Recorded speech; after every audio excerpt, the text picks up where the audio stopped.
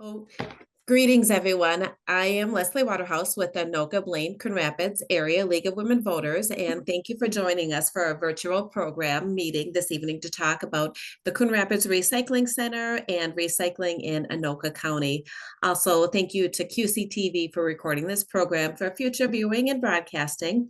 This evening, we have Colleen Sinclair joining us to talk about the ins and outs of recycling. Colleen is the recycling coordinator with the City of Coon Rapids. So welcome, Colleen, and thank you for joining us to share information on the recycling process and the recycling center and programs in Coon Rapids and Anoka County. And I will turn it over to you, Colleen. Thank you. Thanks.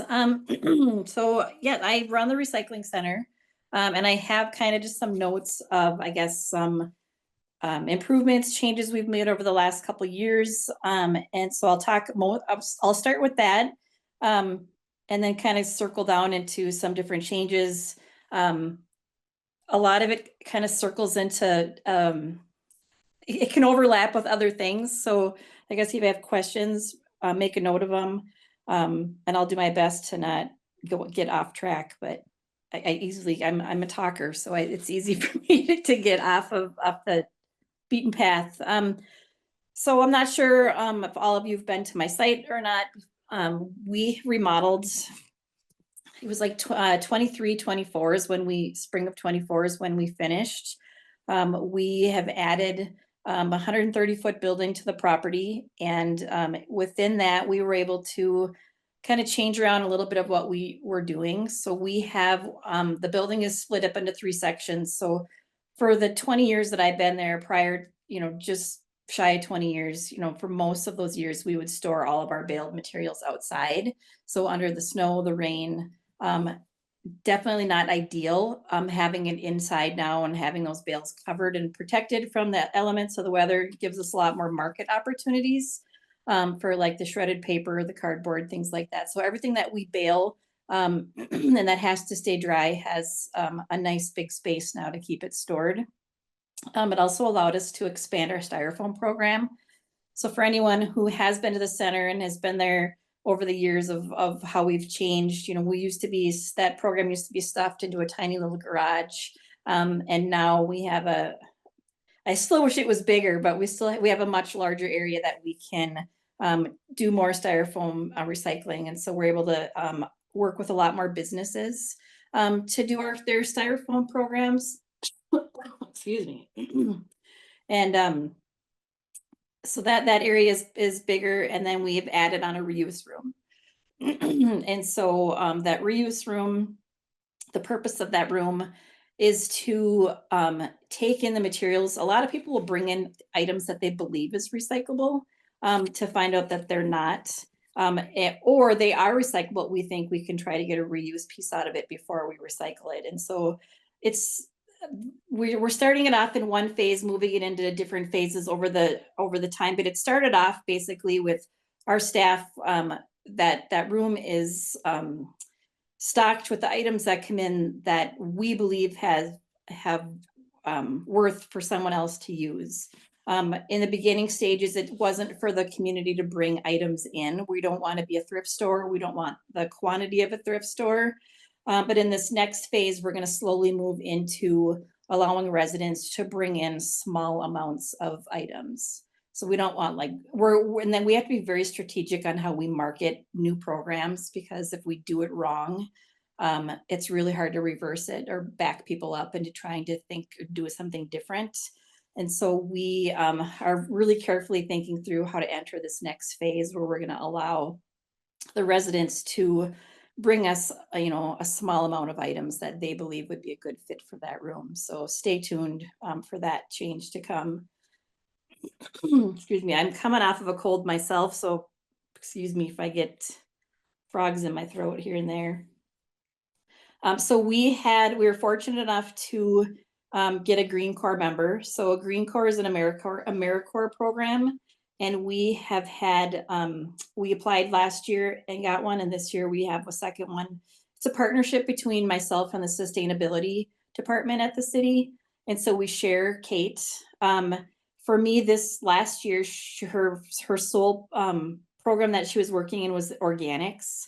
So what we follow, these special programs that we do, we follow the state's guidance. And so what they believe are the programs that they want expansion on, or what their big push is, we take that lead. And so last year we really focused on organics, and we expanded that program. So for us, we did a survey. So if some of you are users of that program, you may have participated in a organic survey, asking, how do you like the program? What's confusing to you? Are there areas that you wish we would, educate differently on, expand our website, things like that. And so we took all that information, and we did revamp the organics portion of the website, came up with some new flyers that we give out to people. We've added a couple drop sites. So we now have Sand Creek Park, and we have the Coon Rapids Ice Arena. Um, and there's a whole, like a long-term plan with that. So this last January of 24, the MPCA came out with their solid waste master plan. And so one of the things that they've made mandatory for cities within Minnesota, I believe it's like if the population is 5,000 or more, it will be mandatory that you have organics, curbside organics recycling offered to you.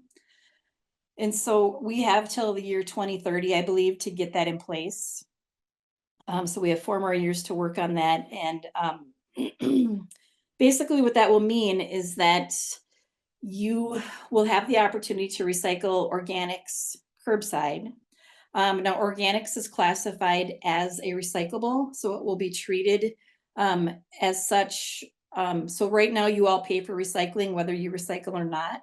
The same thing will follow suit with organics. Organics is classified as a recyclable, so you will pay for that service whether you participate in it or not.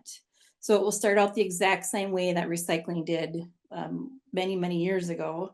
And so our purpose last year when we were doing this, starting this organics expansion project, was really to kind of pave the way. And our goal is to introduce as many new users as we can, educate as much as we can, clear up those muddy waters.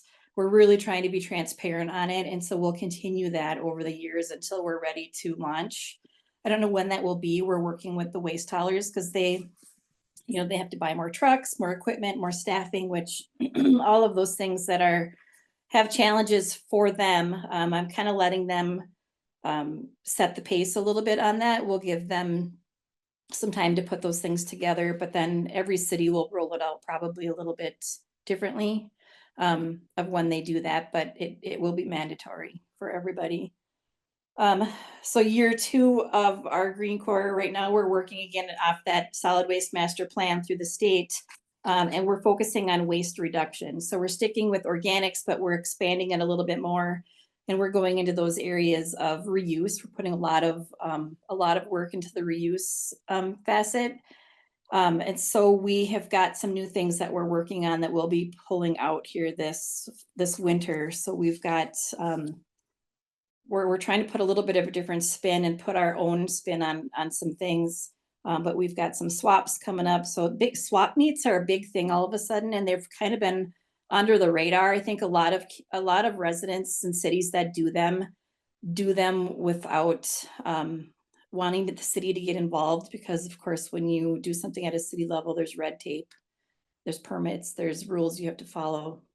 And so we're finding that they're popping up all over the place. And so what we're going to try to do is replicate some of those, but do it, try to merge the two together. So if we hold the space, people can do some swaps where they show up, they trade materials, pack up and they leave. It's just, we have to find the formality of the two for that. But we have a puzzle and a game swap coming up in February. We're going to do, we have a mending clinic we're going to do where we're going to, we're kind of piloting these. So we're testing them right now. Our goal is to try to teach some skills. And so we're going to have some volunteers come in where we're going to teach hand sewing. So how you can like repair socks or fix a zipper or maybe do a little hem or something. So we're going to try to teach some basic skills for mending. And then we have got a repair clinic that we're coming up with, where our focus will be on lamps. So we're going to try to teach people how to repair lamps. So we're kind of in the early stages of planning these. They should be out the game one should be out here, I think in the next week or so. We should have some marketing on that one. But again, focusing on that waste reduction piece. So that's a new thing that we're doing. Let's see. Some materials that we've added. So we have added sharps to our drop site. So we've got, used to be able to bring, sharps has been one that was kind of mismanaged for a long time. You could, there wasn't a lot of options for people to bring their sharps. Then it was added to the hazardous waste facility, and now it's added at our center. So you have to follow our guidelines, and it's all safety for my staff. So it has to be packaged correctly and marked correctly. But we are taking sharps. Excuse me.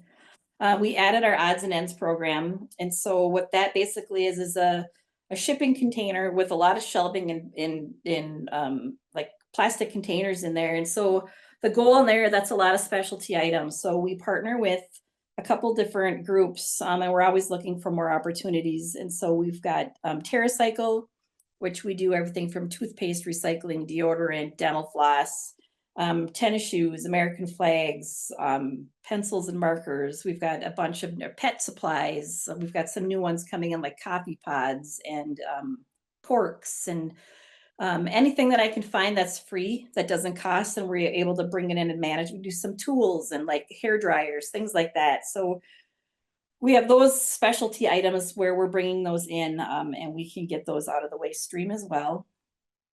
Any questions on any of that, I guess, before I switch gears a little bit? Hi, Colleen. We had a question in the chat, just wondering, is this for Coon Rapids only, or is this available to all county residents, or these programs something that everybody can use? Yeah, so the styrofoam program is open to anybody in the state of Minnesota, but the other programs are specific to Anoka County. Thank you. I think that was the only question so far. Okay.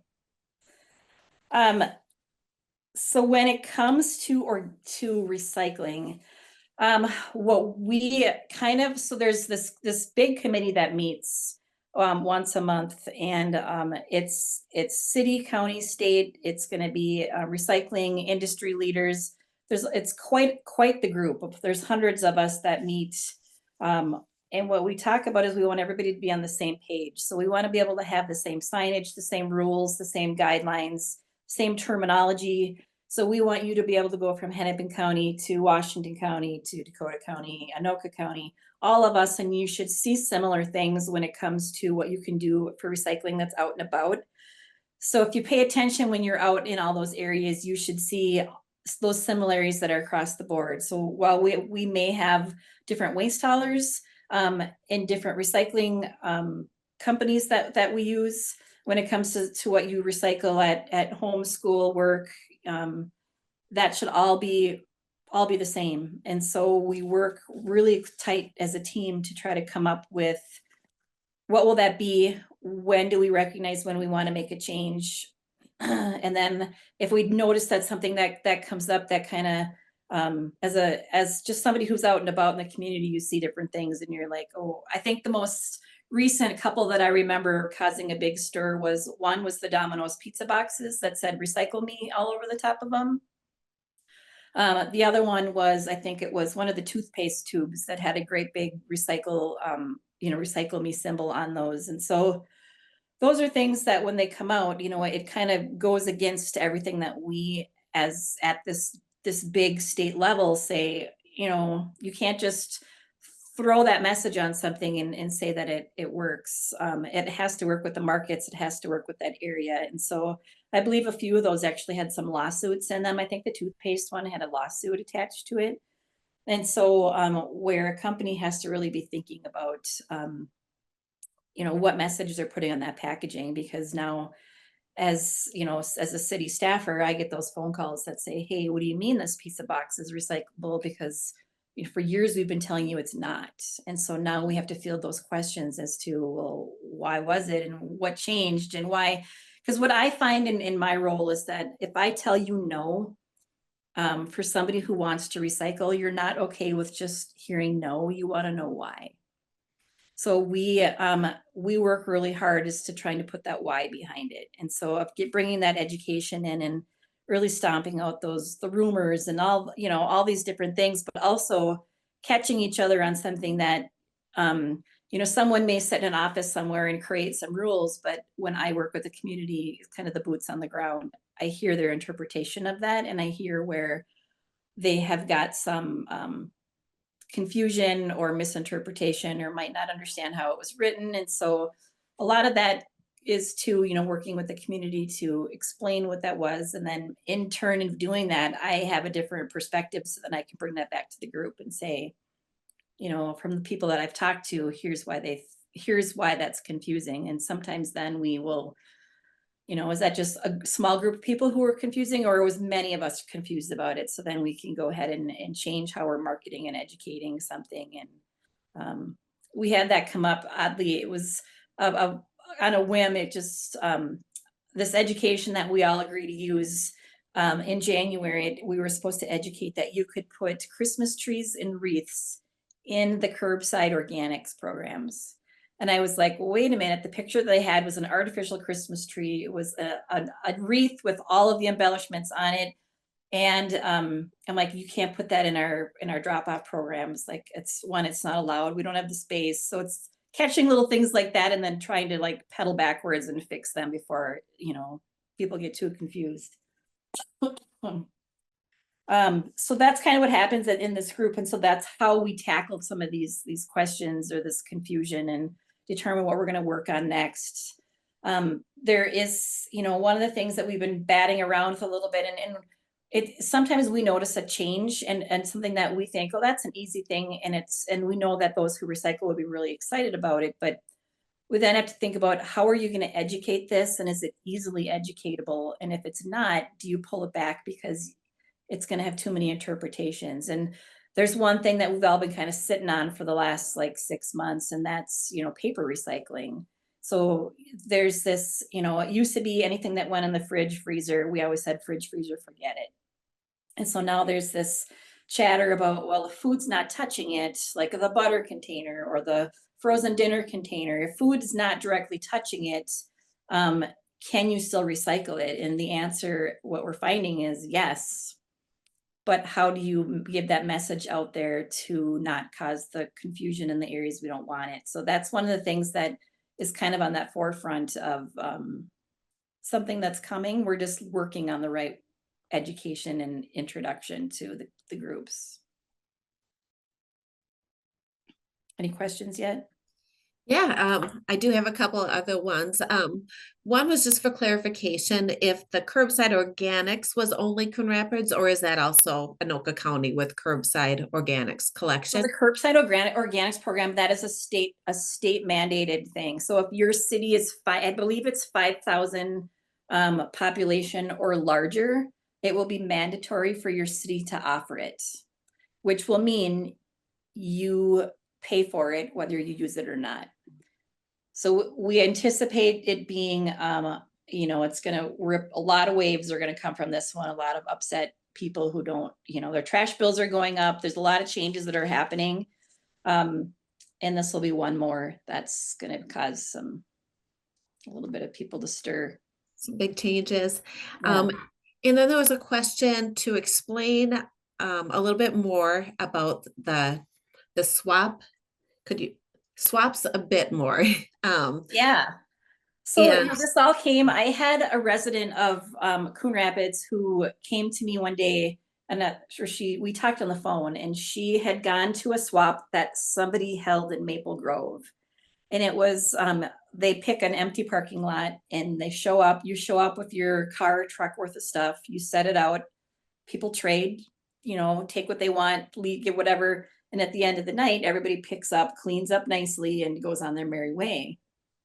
And they wanted to know if Coon Rapids could replicate it. And while I'm intrigued by it, I'm thinking, of course I work for government, so I have to think about like what could all go wrong, what are the details of it. And so in finding, asking, some details to our city staff and finding out, it's not as easy.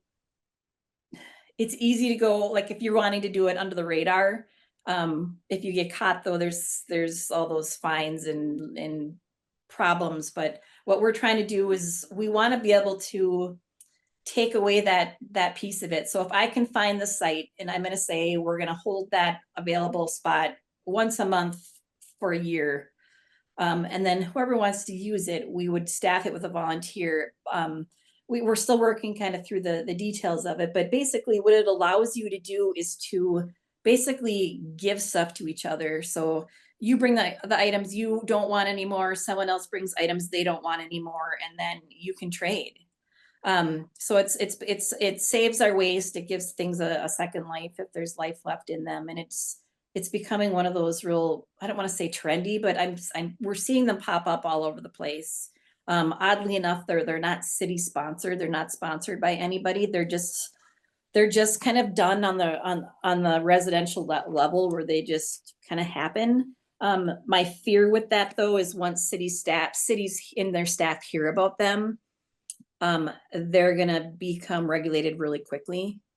And so rather than squashing them, we're trying to find a way to let them blossom on their own in a way that is kind of regulated but freeing at the same time, if we can kind of merge the two together. But like our puzzle swap, so the city of Andover has done this, I think 2 or 3 times now, where you get, so the way that the puzzle and game swap is you'll have 2 weeks to drop off your items. So say you come in with 2 board games and 3 puzzles, you're going to drop those off ahead of time. You're going to get a little coin for each one that you've brought in. And then at the actual event, you're going to come in and you're going to have those coins. So if you dropped off 5 items, you can take 5 items. We'll still allow items to be dropped off the day of. We just prefer them ahead of time just for the sake of organizing them and getting them, with like age groups and different things like that. But so that is the swap we actually have planned right now. Is the first one is the toys and games, or puzzles and games. But it will be something that as the year goes on, we will be looking at different ones. We'll try to find we want to do like a Halloween costume swap, and some people do baby gear swaps. Like cities, they're becoming like the trendy thing that cities now are now doing, and the whole mindset behind it is following that solid waste master plan, where we're looking at waste reduction ideas rather than buying new. Just trying to give life to old things. Another question on the swaps, when people bring the items in and drop them off and they come back, what happens if somebody doesn't come back and pick them up? What does the city do with those items, or what happens with those items that maybe people don't come and retrieve? Yeah, so for the items right now that are for specifically this is geared, we don't have any of the other ones planned yet or the details ironed out on those, but for the puzzle and the game swap, you don't necessarily have to come back and get them. So when you bring them in, it's kind of like a donation. So you're bringing them in. If you choose not to come back and take items, that's totally fine. What we did with Andover is, so Andover, I think, had like 800 puzzles left over. And so maybe it wasn't that many. It was a large amount. But anyway, they brought them all to my reuse room. And so we've had this massive pile of puzzles. Then I think I'm literally down to like 20 of them left. Like people just come in and they take them. So we would do the same thing. We've talked about doing different things we could try with them. But I think in the end, we decided to bring everything back to the reuse room, and then the community can come in and decide if they want to take something, they just take it.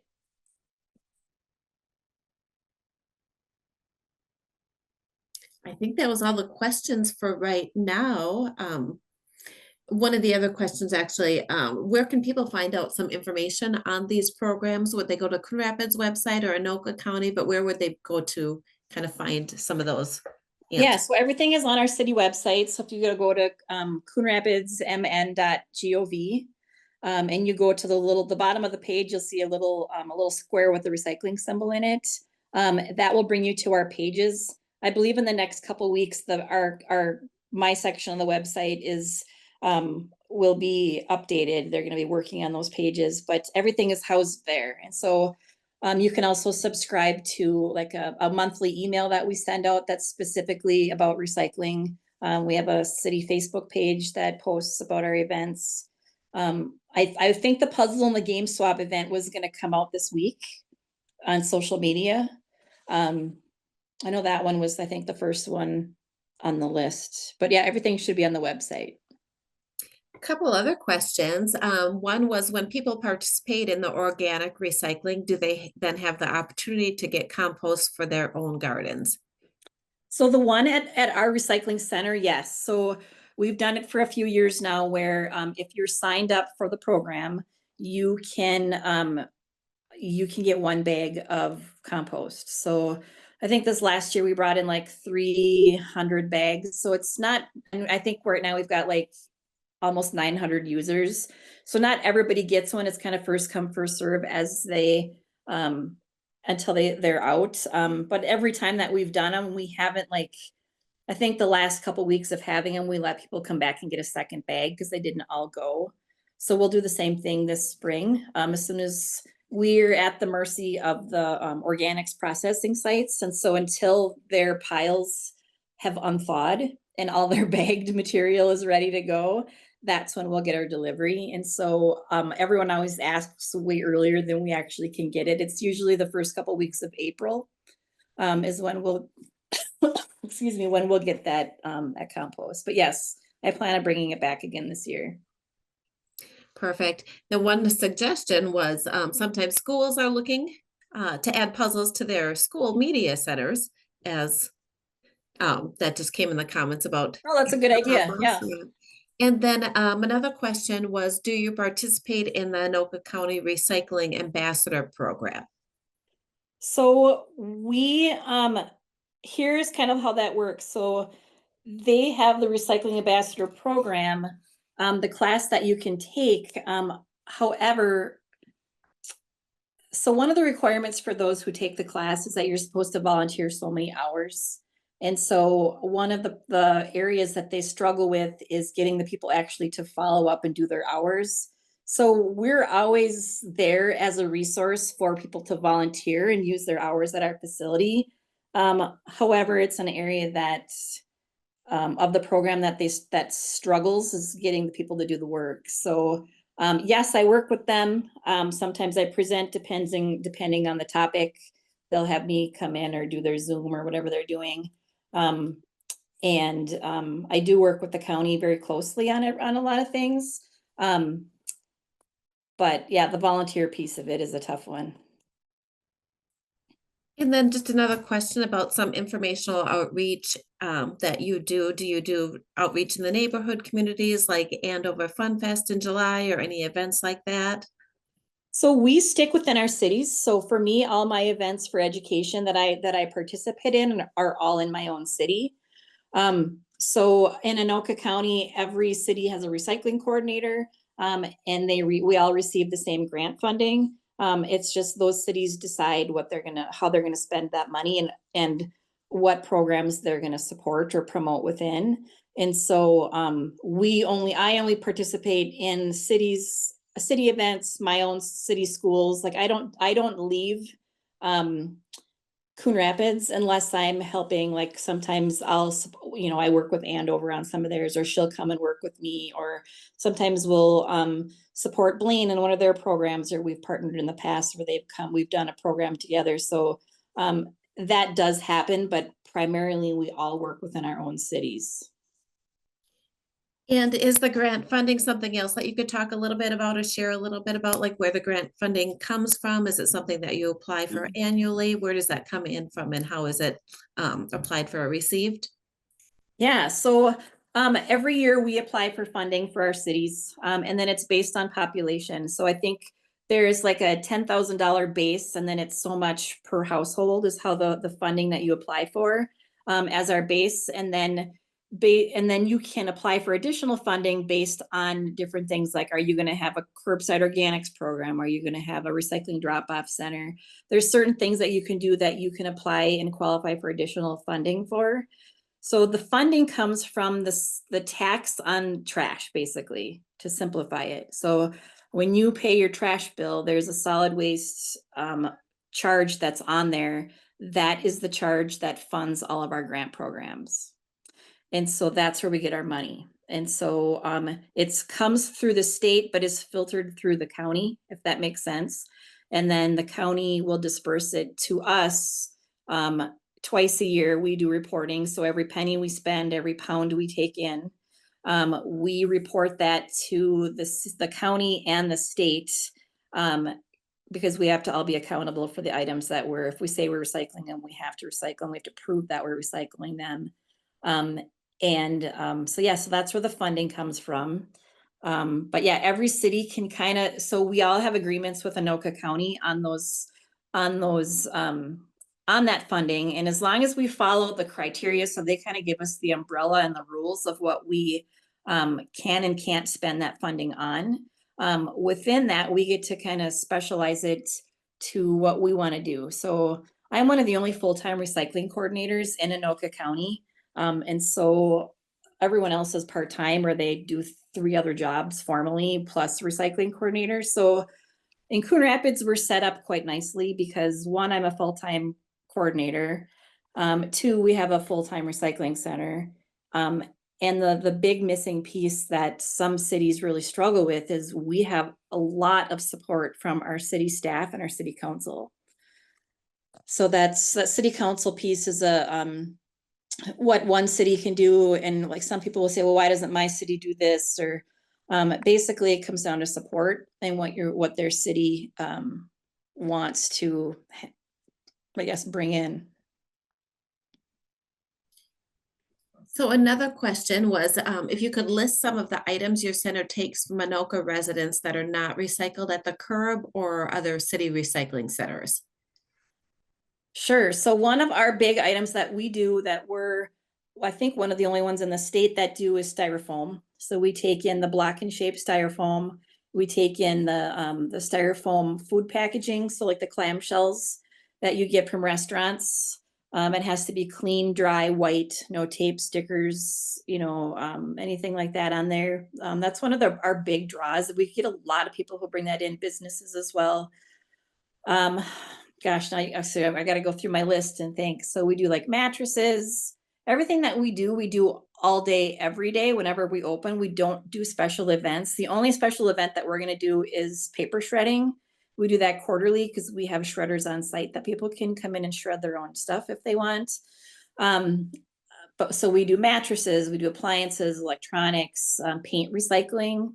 That's something that is pretty unique to our center. I think we're actually the only drop-off center in Minnesota who does paint recycling.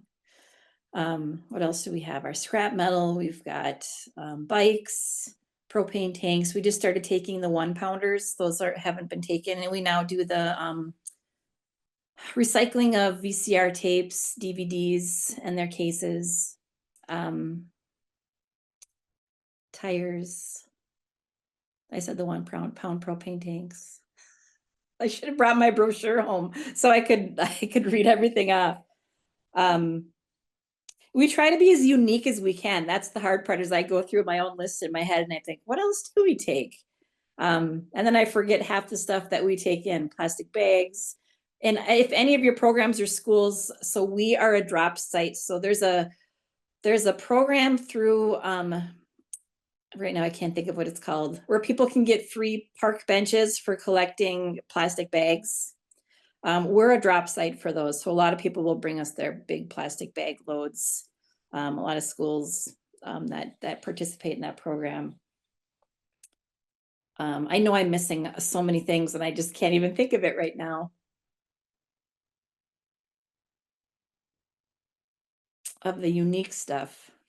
Well, we can give you a couple more minutes to think of a few things. And then just a question on the tours, if you can give a little bit more information. Is that something that individuals can sign up for, or do they do group tours? And how do people sign up or get information on those?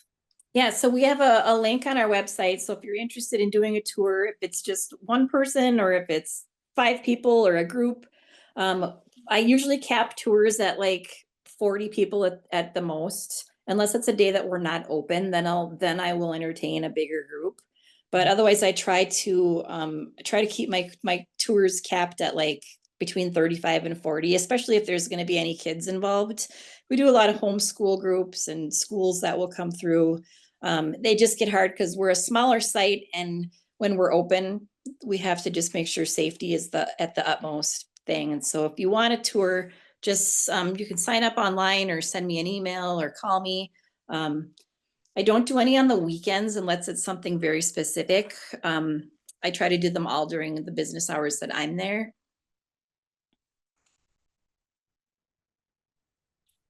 Well, thank you. That was some great information. I don't see any other questions in the chat right now. Otherwise, if there is no other questions, then we can just thank you for joining us this evening, Colleen, and providing all this information. A lot of information and great program. It was really good to learn about all the different recycling things coming up, especially some of like the puzzle swaps and the programs. That was neat. Hadn't heard about that, and repairing labs and things like that. I don't know how to do that, but I would Yeah, think that if I did, there's probably some that I would save or rethink throwing away, and just to be able to fix some things like that. sure. All right. Well, thank you for joining us this evening. Yeah, Um, thanks for having me.